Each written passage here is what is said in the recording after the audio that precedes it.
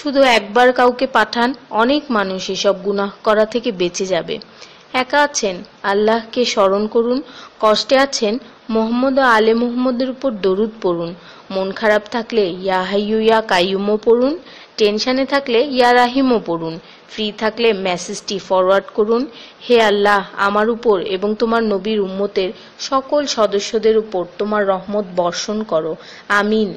তথ্য: আপনি কি জানেন পবিত্র কোরআন শুনলে ক্যান্সার হয় না?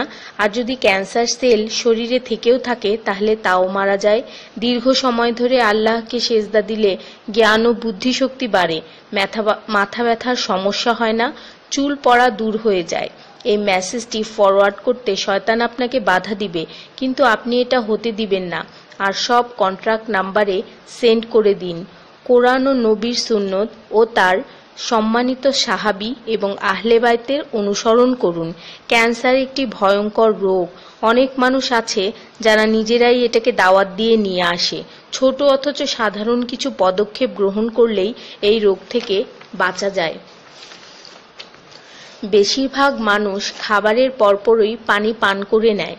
খাবারের পর পানি পান করলে রক্তে বিদ্যমান ক্যান্সারের জীবাণু থেকে তৈরি হওয়া ক্যান্সার সেলগুলোকে অক্সিজেন সরবরাহ করে। নবী পাক সাল্লাল্লাহু বলেছেন, খাবারের আগে পানি পান করা শেফা। খাবারের পরপরই পানি পান করা কলেরা রোগের কারণ। তাই সর্বোত্তম হলো খাবার শেষ করার কিছুক্ষণ পর পানি পান করা। তিনি আরো বলেছেন, 1 চিমটি লবণ খেয়ে খাবার শুরু করো আর 1 চিমটি লবণ দিয়ে খাবার শেষ করো। এ কথাগুলো তাদেরকেও জানিয়ে দিন যারা আপনার কাছে জীবনের চেয়েও প্রিয়।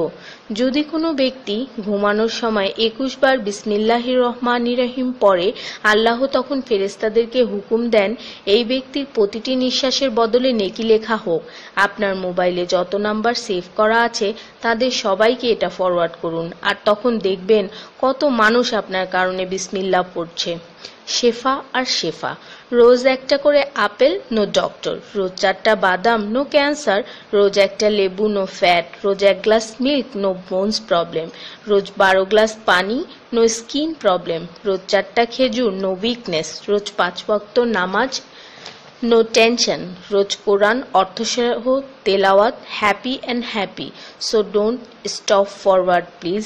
স্কিনের জন্য অজুর পানি, হার্টের জন্য কোরআন তেলাওয়াত, স্বাস্থ্যের জন্য নামাজ, আর খুশি থাকার জন্য আল্লাহর জিকির করুন।